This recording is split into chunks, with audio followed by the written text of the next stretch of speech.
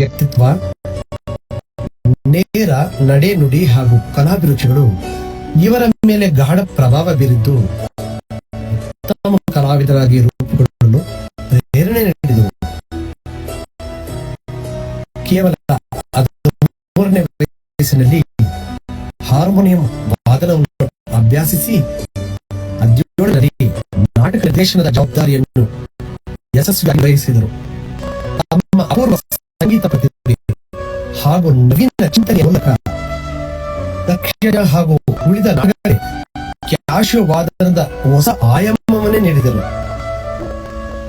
ಒಂದು ಕಾಲದಲ್ಲಿ ಪಾಶ್ಚಾತ್ಯ ಆರ್ಕೆಸ್ಟ್ರಾ ಕಾರ್ಯಕ್ರಮಗಳಿಗೆ ಮಾತ್ರ ಸೀಮಿತವಾಗಿದ್ದ ಈ ಕ್ಯಾಶಿಯೋ ವಾದ್ಯವನ್ನು ರಂಗಭೂಮಿ, ಹರಿಕತೆ ಹಾಗೂ ವಿವಿಧ ಸಾಂಸ್ಕೃತಿಕ ಕಾರ್ಯಕ್ರಮಗಳ ಅವಿಭಾಜ್ಯ ಅಂಗವನ್ನಾಗಿ ರೂಪಿಸಿದ ಶ್ರೇಯಸ್ಸು ವೆಂಕಟೇಶ್ ಅವರಿಗೆ ಸಲ್ಲುತ್ತದೆ. ಇಂದು ಅನೇಕ ನಾಟಕ ಹಾಗೂ ಹರಿಕತೆ ಪ್ರದರ್ಶನಗಳಲ್ಲಿ ಕ್ಯಾಶಿಯೋ ವಾದ್ಯ ಬಳಕೆ ಸಾಮಾನ್ಯವಾಗಿರುವುದಕ್ಕೆ ಅವರ ಪರಿಶ್ರಮ, ಪ್ರಯೋಗಶೀಲತೆ ಹಾಗೂ ಕಲಾ ಸಾಧನೆ ಪ್ರಮುಖ ಕಾರಣವಾಗಿದೆ. ಅವರ ಅದ್ಭುತ ಕೈಗಳಕ, ಸಂಗೀತ ಸಂಯೋಜನೆ ಹಾಗೂ ವಾದನ ವೈಶಿಷ್ಟ್ಯದಿಂದಾಗಿ ಅವರನ್ನು ಕ್ಯಾಶಿಯೋ ಮಾಂತ್ರಿಕ ಎಂದು ಕರೆಯಲಾಗುತ್ತದೆ. ದ್ರೋಣಾಚಾರ್ಯರಾಗಿ, ಮಾರ್ಗದರ್ಶಕರಾಗಿ ಅನೇಕ ಶಿಷ್ಯರನ್ನು ಕಲಾವಿದರನ್ನಾಗಿ ಬೆಳೆಸಿರುವ ಹೆಗ್ಗಳಿಕೆ ಇವರದು. ವೆಂಕಟೇಶ್ ಅವರು ಹಲವಾರು ನಾಟಕಗಳನ್ನು ಸ್ವತಃ ರಚಿಸಿ ನಿರ್ದೇಶಿಸಿದ್ದಾರೆ. ಜೊತೆಗೆ 10 ಸಾಹಿತ್ಯ ಹಾಗೂ ಸಂಗೀತ ನೀಡಿದ್ದು 90,000ಕ್ಕೂ ಅಧಿಕ ನಾಟಕ ಮತ್ತು ಹರಿಕತೆ ಪ್ರದರ್ಶನಗಳಿಗೆ ವಾದ್ಯ ಸಹಕಾರ ನೀಡಿರುವುದು ಅವರ ಪೂರ್ವ ಸಾಧನೆಯಾಗಿದೆ. ಅವರ ಕಲಾ ಸೇವೆಯನ್ನು ಗುರುತಿಸಿ ಅನೇಕ ಸಂಘ ಸಂಸ್ಥೆ ಹಾಗೂ ತಂಡಗಳು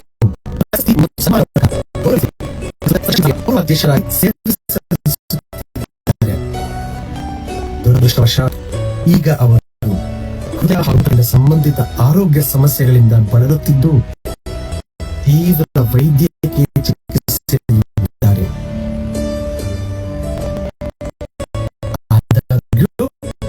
ಕನ್ನಡ ಹರಿಕತೆ ಹಾಗೂ ಸಂಗೀತ ಕ್ಷೇತ್ರಕ್ಕೆ ಶಾಶ್ವತವಾಗಿ ಸ್ಮರಣೀಯವಾಗಿದೆ. ಕ್ಯಾಶಿಯೋ ವಾದ್ಯವನ್ನು ಜನಮಾನಸಕ್ಕೆ ತಲುಪಿಸಿ ರಂಗಭೂಮಿ ಸಂಗೀತಕ್ಕೆ ಹೊಸ ದಿಕ್ಕ ನೀಡಿದ ಅಪರೂಪದ ಸಾಧಕ ವಾದ್ಯ ಕಲಾರತ್ನ ಕ್ಯಾಶಿಯೋ ವೆಂಕಟೇಶ್.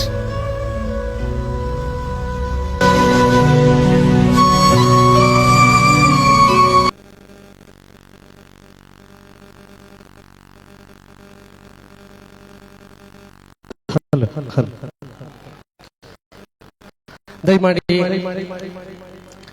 ರಂಗಭೂಮಿ ಕಲಾವಿದನ ಇದ್ದಾನೆ. ಇದಾದ ನಂತರ ಹಿರಿಯರಿಂದ ರಂಗಗೀತೆಗಳ ಕಾರ್ಯಕ್ರಮ ಹಾಗೂ ಸಾಂತ್ವನ ಧನ ಸಹಾಯದ ಕಾರ್ಯಕ್ರಮ ಇದೆ.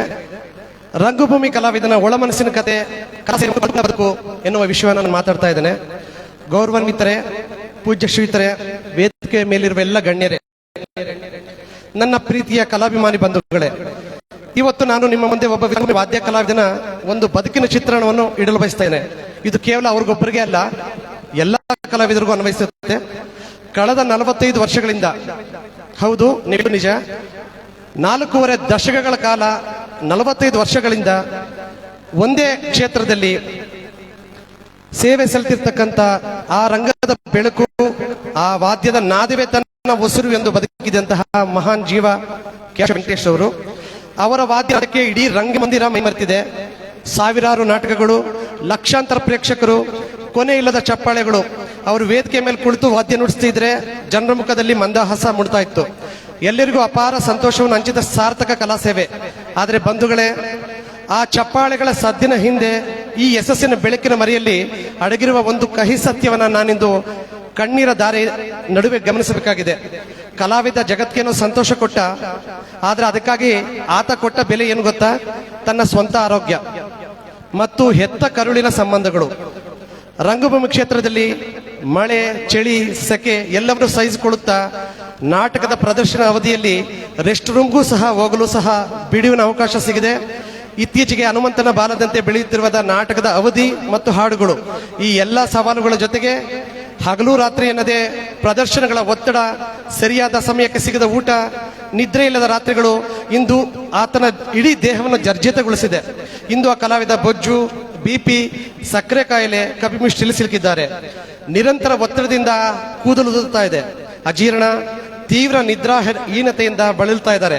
ಇಷ್ಟೇ ಆಗಿದ್ರೆ ಸಾಕಾಗಿತ್ತು, ಕಾಯಿಲೆಗಳು ಇಲ್ಲಿಗೆ ಮುಗಿಲಿಲ್ಲ. ಇಂದು ಆತನ ಕಿಡ್ನಿಗಳು ಕೈ ಕೊಡ್ತಾ ಇದೆ. ದೇಹದ ಕಲ್ಮಶವನ್ನ ಹೊರಹಾಕಲಾರದೆ ಕಾಲುಗಳು ಊದ್ಕೋತಾ ಇದೆ. ಈ ರೀತಿ ಊದ್ಕೊಂಡ ಕಾಲುಗಳನ್ನು ಇಟ್ಟುಕೊಂಡೇ ಆತ ವೇದಿಕೆಯ ಮೇಲೆ ಕುಳಿತುಕೊಳ್ಬೇಕಾದ ಅನಿವಾರ್ಯತೆ. ಸ್ವಲ್ಪ ಜೋರಾಗಿ ಮಾತನಾಡಿದ್ರೆ ಸಾಕು, ಉಸಿರಾಡದ ತೊಂದರೆ. ಇವೆಲ್ಲದರ ನಡುವೆ ಈ ವಿಧಿಯ ಕ್ರೂರ ಆಟಕ್ಕೆ ಸಿಕ್ಕಿ ಈಗಾಗಲೇ ಒಂದು ಸಾರಿ ಹಾರ್ಟ್ ಅಟ್ಯಾಕ್ ಬಚಾವಾಗಿ ಬಂದಿದ್ದಾರೆ. ಅಂತ ಭೀಕರನವನ್ನು ಅನುಭವಿಸಿ ಸಾವಿನ ದವಡೆಯಿಂದ ಪಾರಾಗಿ ಬಂದಿದ್ದಾರೆ ಈ ಜೀವ. ಇದಕ್ಕಿಂತ ಮಿಗಿಲಾಗಿ ಇನ್ನೊಂದು ವಿಷಯ ಇದೆ. ಇಡೀ ಜಗತ್ತಿಗೆ ತನ್ನ ನಾದದಿಂದ ಸಮಯ ಕೊಟ್ಟಂತಹ ಈ ಕಲಾವಿದನಿಗೆ ತನ್ನನ್ನು ನಂಬಿ ಕಾಯುತ್ತಿದ್ದ ಸ್ವಂತ ಮನೆಯವರಿಗೆ, ಹೆಂಡತಿ ಮಕ್ಕಳಿಗೆ ಕೊಡಕ್ಕೆ ಸಮಯವೇ ಸಿಗಲಿಲ್ಲ. ನಾವು ಸಮಾಜದಲ್ಲಿ ಬದುಕುವಾಗ ಬಂಧು ಬಳಗ ಬಹಳ ಮುಖ್ಯ. ಆದರೆ ನಿರಂತರವಾದ ಕಾರ್ಯಕ್ರಮಗಳ ಡೇಟ್ಗಳ ಗೊಂದಲದಿಂದಾಗಿ ತನ್ನ ರಕ್ತ ಸಂಬಂಧಿಗಳ ಮನೆಯ ಮದುವೆ ಇವರು ಹೋಗಕ್ಕೆ ಸಾಧ್ಯವಾಗಲೇ ಇಲ್ಲ. ರಂಗಭೂಮಿಯ ಕಮಿಟ್ಮೆಂಟ್ ಮುರಿಯಲಾಗದೆ ಅಸಹಾಯಕರಾಗಿ ಉಳಿದು ಬಿಟ್ಟ. ಇದ್ರ ಪರಿಣಾಮ ಏನಾಯ್ತು ಗೊತ್ತಾ? ಅವ್ರಿಗೇನಪ್ಪ ಕಾರ್ಲ್ ಬರ್ತಾರೆ ಹೋಗ್ತಾರೆ, ತುಂಬಾ ಅಹಂಕಾರ, ನಮ್ಗೆಲ್ಲ ನಮ್ಮ ಕಾರ್ಯಕ್ರಮಕ್ಕೆ ಯಾರು ಬರೋದಿಲ್ಲ ಅಂತ ಬಂಧು ಬಳಗಗಳಿಂದ ತಿರಸ್ಕಾರ. ಇವರು ಬಂಧು ಬಳಗದವರು ಇವ್ರನ್ನ ಇಟ್ಟಿದ್ದಾರೆ, ನಮ್ ಯಾವ್ದು ಕಾರ್ಯಕ್ರಮ ಬರಲ್ಲ ಅಂತ. ಇವರು ತುಂಬಾ ಹತ್ತಿರದವ್ರ ಮದ್ವೆಗೆ ಏನಾದ್ರು ಹೋದಾಗ ಪ್ರೀತಿಯ ಬದಲಿಗೆ ತಿರಸ್ಕಾರದ ನೋಟವೇ ಇವ್ರ ಕಾಣ ಸಿಕ್ತು. ಇವ್ರು ಎಷ್ಟು ಹತ್ತಿರ ಆ ನೋವನ್ನು ಯಾರಿಗೂ ಹೇಳಿಕೊಳ್ಳಲಾಗದೆ ಪ್ರೇಕ್ಷಕರ ಮುಂದೆ ಮತ್ತೆ ನಗ್ತಾ ಮತ್ತೆ ನುಡಿಸ್ಬೇಕಾಯ್ತು. ನಾನು ಹೇಳ್ತಿರೋ ಸಂದೇಶ ಇಷ್ಟೇ, ನೆನ್ಪಿಡಿ, ನಮ್ಮ ದೇಹವೇ ಈ ಕಲೆಗೆ ಮೂಲ ಆಧಾರ. ದೇಹವೆಂಬ ದೇವಸ್ಥಾನ ಆರೋಗ್ಯವಾಗಿದ್ದರೆ ಮಾತ್ರ ಕಲೆ ಎಂಬ ದೇವರನ್ನು ಪೂಜಿಸ ಸಾಧ್ಯ. ಕೀರ್ತಿ ಚಪ್ಪಾಳೆಗಳು ತಾತ್ಕಾಲಿಕ, ನಮಗೆ ಕೊನೆ ತನಕ ನಿಲ್ಲೋದು ನಮ್ಮ ಕುಟುಂಬ ಮಾತ್ರ. ನಮ್ಮ ವೃತ್ತಿಯಲ್ಲಾಗ್ಲಿ ಕಲೆಯಲ್ಲಾಗ್ಲಿ ನಮ್ಮನ್ನು ನಾವು ಪೂರ್ತಿಯಾಗಿ ಅರ್ಪಿಸಿಕೊಳ್ಳುವಾಗ ಆರೋಗ್ಯ ಮತ್ತು ಸಂಸಾರವನ್ನು ನಿರ್ಲಕ್ಷಿಸಬೇಡಿ ಅಂತ ಎಲ್ಲ ಕಲಾವಿದರಿಗೂ ಕಿವಿ ಮಾತನ್ನು ಹೇಳ್ತಾ, ನಿಮ್ಮ ಪ್ರೀತಿಯ ಸಾಂತ್ವನ ಆ ಕಲಾವಿದನ ಜೀವನವನ್ನ ಮತ್ತಷ್ಟು ಉಜ್ವಲಗೊಳಿಸಲಿ ಅಂತ ಕೇಳ್ಕೊಳ್ತಾ, ದಯಮಾಡಿ ನಿಮ್ಮ ಪ್ರೀತಿಯ ಅಭಿಮಾನ ಸದಾ ಸಜ್ಜಾ ಕುಟುಂಬದ ಮೇಲೆ ಇರಲಿ ಅಂತ ಕೇಳ್ಕೊಳ್ತಾ ಇದ್ದೇವೆ. ಎಲ್ಲರಿಗೂ ನಮಸ್ಕಾರ. ನಿಮ್ಮ ಪ್ರೀತಿಯ ಷಣ್ಮುಖ ಸಜ್ಜಾ. ನಮ್ಮ ಎಸ್ ಸಿ ರಂಗಸ್ವಾಮಿ ಅವರು ಕಾರ್ಯಕ್ರಮಕ್ಕೆ ಸ್ವಾಗತವನ್ನು ಬಯಸಿದ್ರು. ನಮ್ಮ ವೆಂಕಟೇಶ್ ಅವರ ಅಣ್ಣ ಇವರು. ವೆಂಕಟೇಶ್ ಅವರು ತಮ್ಮ ಸನ್ಮುಖ ಸಜ್ಜಾರವರು ಈ ವೆಂಕಟೇಶ್ ಅವರ ಜೀವನದ ಒಂದು ಮಾರ್ಗವನ್ನ ಬಹಳ 4-6 ಮಾತುಗಳಲ್ಲಿ ನುಡಿದಿದ್ದಾರೆ. ಒಂದು ಚಪ್ಪಾಳೆ ಹೊಡೆದರ ಮುಖಾಂತರವಾಗಿ ಸಂಗೀತ ಕುಟುಂಬಕ್ಕೆ ಒಳ್ಳೆಯದಾಗಲಿ. KN ರಾಮು JDS ಅಧ್ಯಕ್ಷರು, ಹಾರೋಹಳ್ಳಿ. ಶ್ರೀ ಆಂಜನೇಯ ಸ್ವಾಮಿ ಕಲಾ ಟ್ರಸ್ಟ್ ಇವರಿಂದ 25,000. ದಶವಾರ ಶಿವಲಿಂಗಯ್ಯ, CN ಬಾಬೂರವರು ಮತ್ತು ಸಂತೋಷ್ ಅವರು, ರವೀಶ್ ಮತ್ತು ಬೆಂಗಳೂರು ಇವರೆಲ್ಲರೂ ಸೇರಿ 33,000 ರೂಪಾಯಿಗಳನ್ನ ದಯಮಾಡಿ ಬರಬೇಕು ವೇದಿಕೆ ಮೇಲೆ. ರಾಮಣ್ಣ, ವೆಂಕಟೇಶ್ ಅವರು ಇದನ್ನು ಪಡ್ಕೋಬೇಕು ಅಂತ ಕೇಳ್ತಾ ಈ ಒಂದು ಜ್ಯೋತಿಯ ಗೀತೆಯನ್ನು ಆಡೋದ್ರ ಜೊತೆಗೆ ಬನ್ನಿ ಸರ್.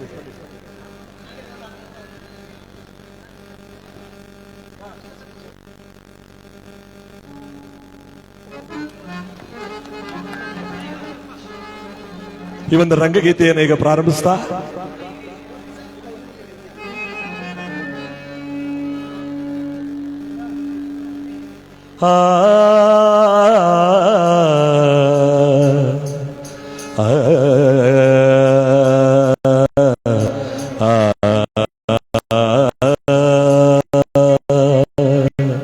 ದೀಪವು ನಿನ್ನದೇ, ಗಾಳಿಯು ನಿನ್ನದೇ,